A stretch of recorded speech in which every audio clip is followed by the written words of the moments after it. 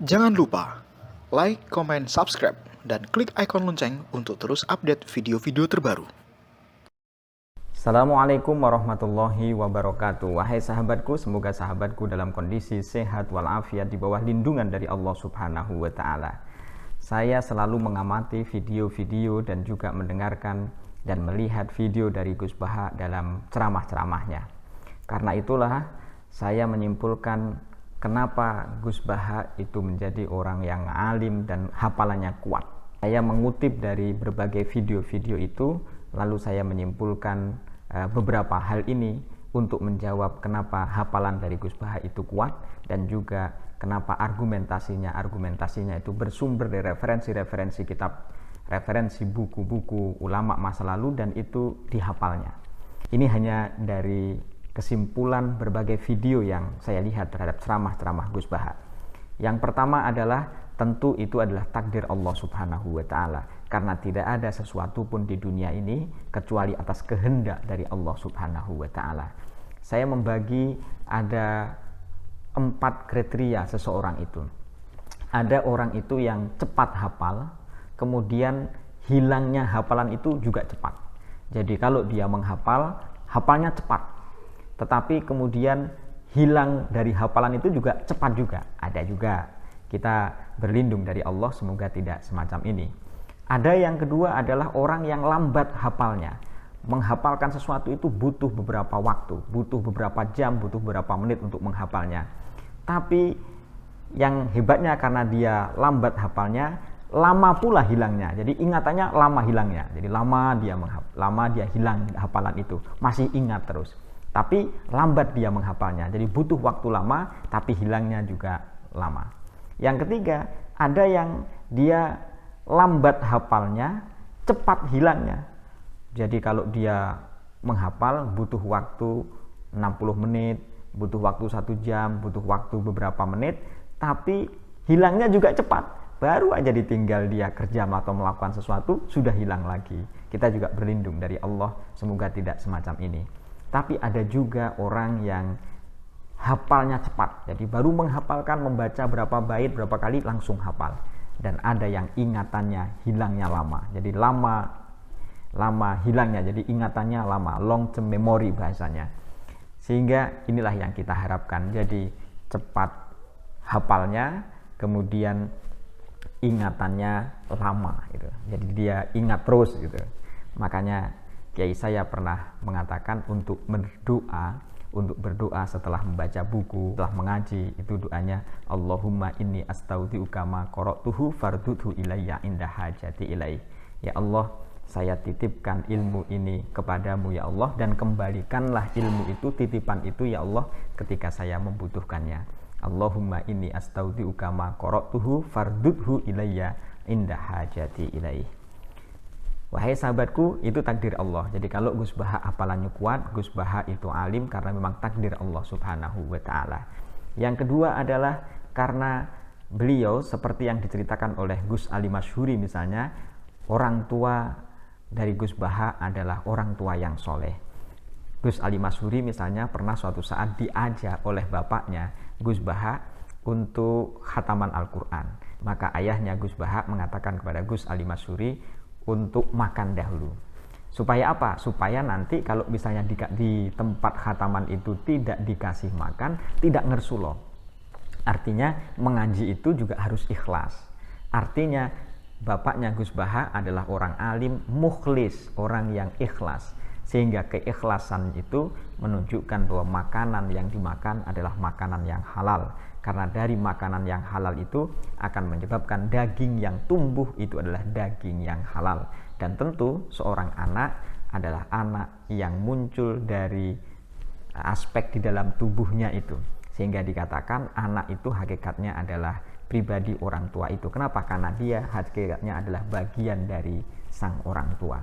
Jadi orang tua yang makanannya halal, orang tua yang mukhlis, itu mengakibatkan anaknya pun menjadi diridhoi oleh Allah Subhanahu wa Ta'ala. Pada sisi yang lain, Gus Baha juga berada dalam pusaran orang-orang alim. Dia pernah bercerita bahwa dia masih kerabat pula dengan Kiai Abdul Hamid Pasuruan, dengan kelompok di pesantren di Lasem dan lain sebagainya, sehingga banyak dalam ceramah-ceramah Gus Baha itu menceritakan buyut-buyutnya, saudara-saudara dari bapaknya, dari ibunya yang orang-orang alim dan memiliki pesantren. Sehingga saya menyimpulkan orang tua Gus Baha adalah orang tua yang soleh, orang tua yang mukhlis, dan keluarganya pun keluarga yang berpendidikan agama juga, sehingga itu memberi motivasi dan memberi inspirasi, tidak hanya inspirasi yang bersifat biologis, tetapi juga inspirasi yang bersifat intelektual. Itu yang kedua. Yang ketiga adalah karena ketakziman kepada guru. Bagaimana Gus Baha itu sering menceritakan tentang Mbah Mun, tentang Kiai Haji Maimun Zubair.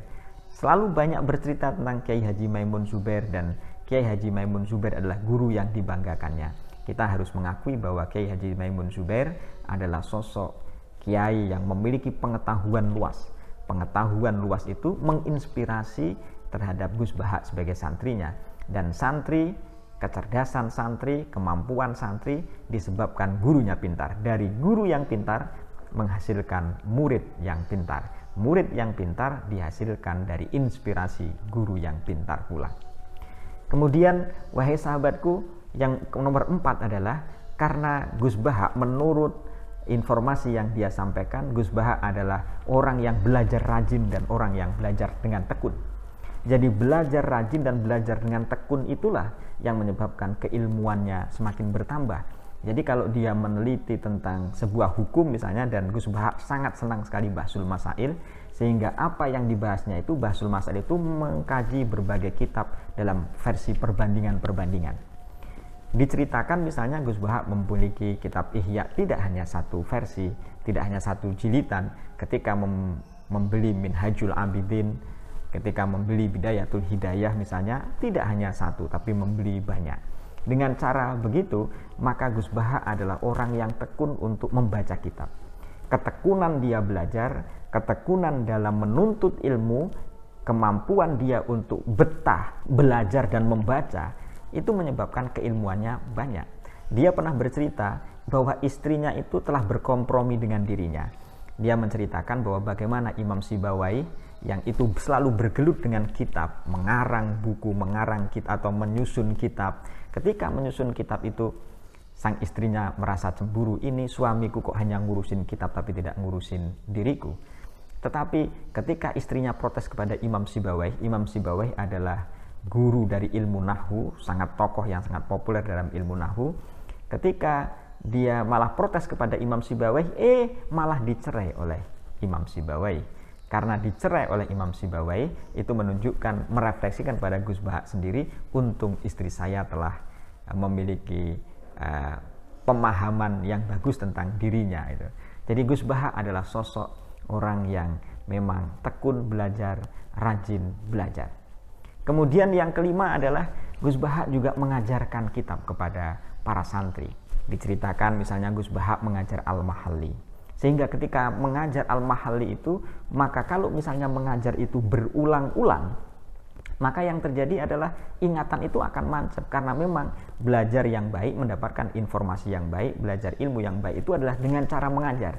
Dengan cara mengajar, maka apa yang disampaikan itu akan membekas. Coba bayangkan kalau misalnya mengajarnya tidak hanya satu tempat, beberapa tempat.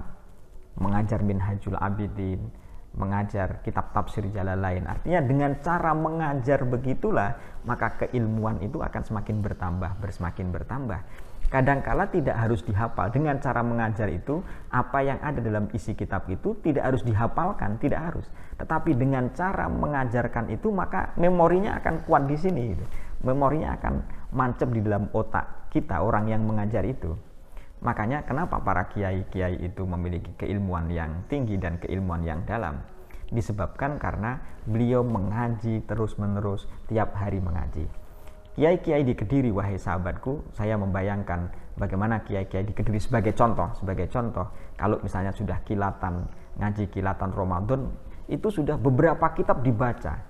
Bahkan ada yang khatam 5, ada khatam 10 dibaca. Kalau misalnya itu dibaca menjadi rutinan terus-menerus, maka keilmuan itu akan mancep di otak, kemampuan di hati seseorang.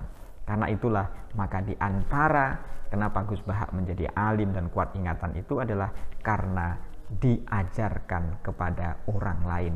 Ilmu yang diajarkan kepada orang lain memang akan membekas di hati kita.